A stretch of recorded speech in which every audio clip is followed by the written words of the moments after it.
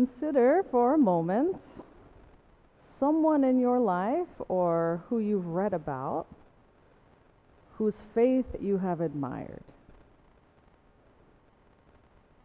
Maybe it was someone you knew only by reputation, like a saint from the past or a theologian from their books. Saint Teresa of Avila, the Apostle Peter, Richard Rohr, Barbara Brown Taylor, Bishop Michael Curry, Martin Luther King, Oscar Romero, Mother Teresa. Or maybe it was someone you knew personally, a family member, a friend, Sunday school teacher, a retreat leader, an ordinary person in your life with an extraordinary faith. Take a moment and call that person up in your mind and picture them. Close your eyes if you need to. What was it about their faith that you found admirable?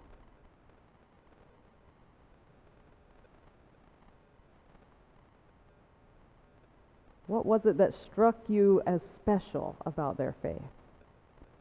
And think about it.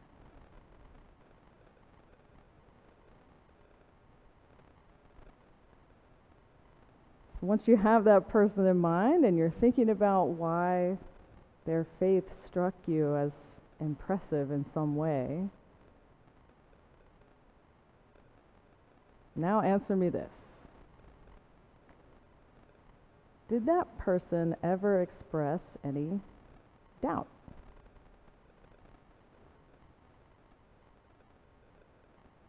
Did that person ever have any questions about God?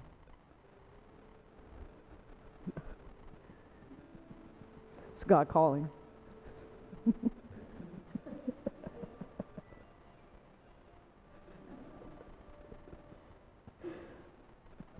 okay.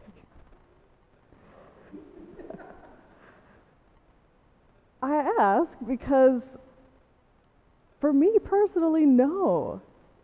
When I think about the people whose faith I've admired, they did express some doubt or some questions.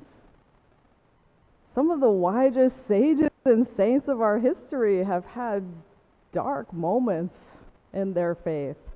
And to me, this doesn't diminish them. If anything, their experience of doubt makes their lives of faith seem even more extraordinary. You might know that Mother Teresa experienced a 50-year-long period of doubt and questioning where she felt like God was silent. 50 years. Some people don't live that long.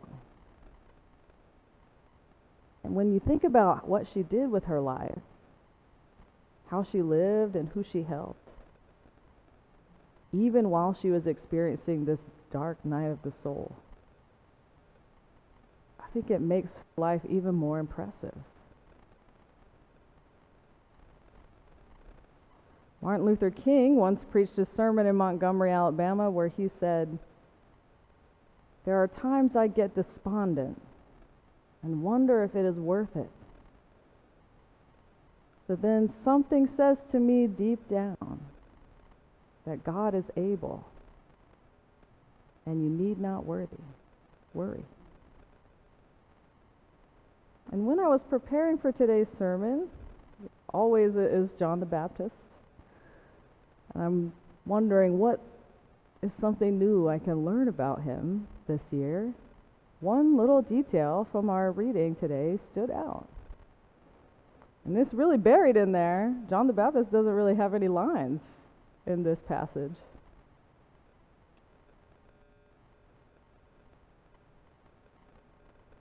Except one, that he sends through his disciples. And I had never really noticed it before. When John heard in prison what the Messiah was doing, he sent words by his disciples and said to him, "Are you the one who is to come, or are we to wait for another?" A question. It seems like maybe a glimmer of doubt. a desire for certainty, for an answer, maybe a little desperation. In my head, John the Baptizer is this fearless, confident, powerful prophet, this wild man eating locusts. In fact, in the Messiah concert yesterday, there are several songs specifically about him.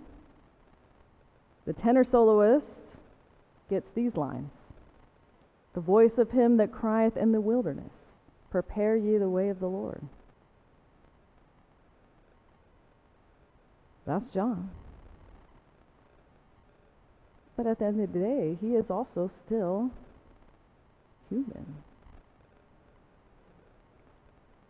By this point in the story, John the Baptist has been in prison for some time. And prisons are rarely pleasant places. But in ancient Rome, they were especially wretched. People didn't go to prison for decades in Rome. Prison was not the final destination, and people didn't stay there for long terms. It was this temporary space where you waited for your trial, or you waited to be executed. We're not entirely sure where John's story was here. Had he already had his trial? Did he know the execution was coming? Either way, he was stuck in this dark, unsanitary, crowded, terrifying place. People in prison were completely dependent on the people they knew outside to bring them what they needed to survive, like food and water and clean clothes.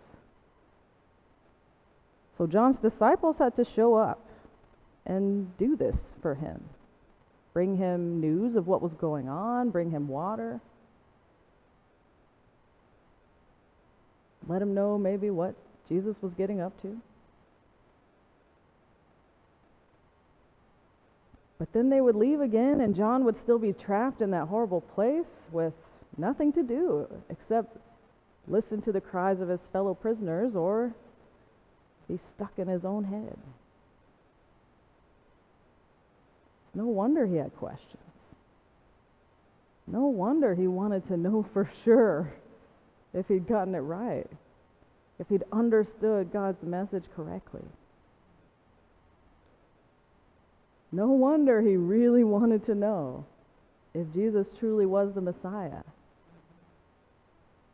Because remember, most people in Judea would have been thinking that when the Messiah comes, they were going to be freed from Rome. And John was especially suffering under Rome in this point in the story. John the Baptist's disciples find Jesus and pass on his question. And Jesus sends an answer back. And as is characteristic, it's not a simple yes or no. He answers this way: "Go and tell John what you hear and see. The blind receive their sight, the lame walk, the lepers are cleansed, the deaf hear, the dead are raised, and the poor have good news brought to them." Instead of giving John a simple answer like, yeah, Jesus is basically saying, here's what's happening. What do you think? And while it might be tempting to lump all these miracles together as physical healing is actually not the common denominator. Instead, it was the healing of society, a communal kind of healing. Because people who were sick or disabled or poor were often on the outside looking in, abandoned by society or even ostracized from it. And so Jesus is saying, look around, what do you see? All these people are being welcomed back into the fold. The community is being made whole. So who do you think that I am? At first I was surprised by this tiny moment of vulnerability for John the Baptist. How very human of him to want answers, to want reassurance. So many of the people whose faith we admire have similar moments of doubt or questions or desperation. But that fact doesn't diminish John the Baptist any more than it did Mother Teresa or Martin Luther King. Not even in Jesus' eyes.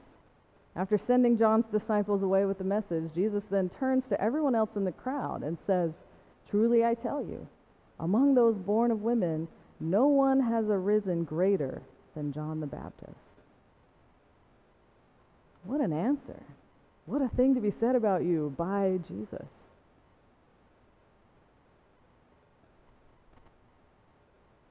As ever, Jesus is less concerned with telling people that he's the Messiah and more concerned with bringing people into the circle, healing their bodies and making communities whole again.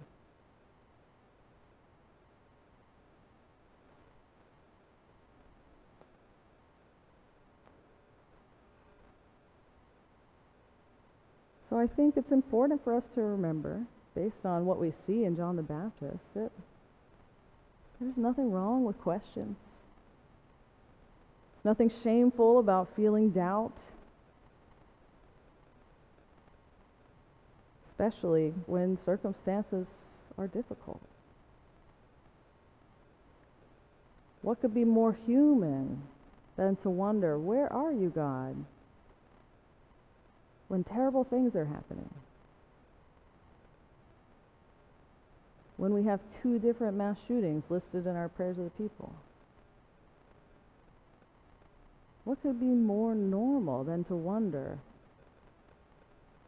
and want reassurance? Even the greatest people of faith wanted to know for sure.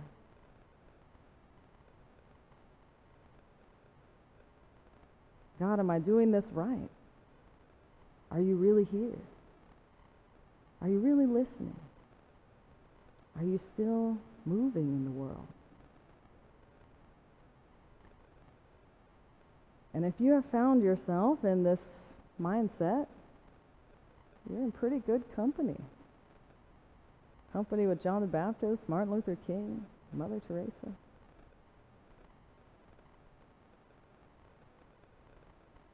And I wonder if the answer now is the same as it was then. The same answer that Jesus gave John all those years ago. When we wonder, where are you, God? Are you really still active in the world? Maybe we too should take Jesus' advice and look around with intention. Go out into the world. What do you see? What do you hear? Because God is always working. God is still speaking. God is always ready to answer if we listen, if we pay attention. God is still making communities whole.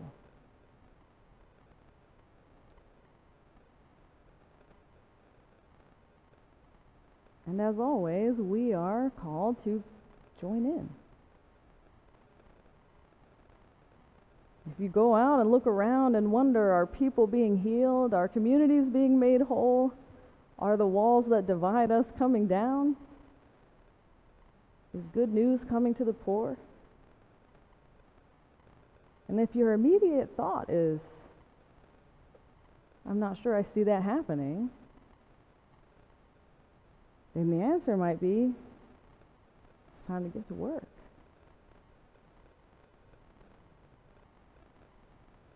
Because if we are trying to be like Jesus, we should be a little less concerned with telling people we are Christians and more concerned with making communities whole, bringing people in, breaking down barriers. The evidence of faith, rather than just words.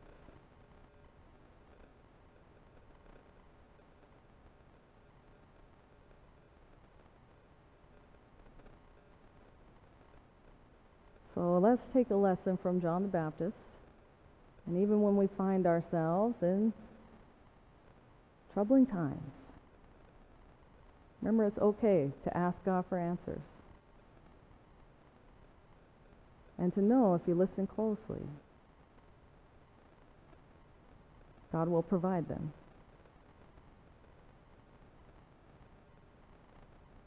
So we'll listen together. Amen.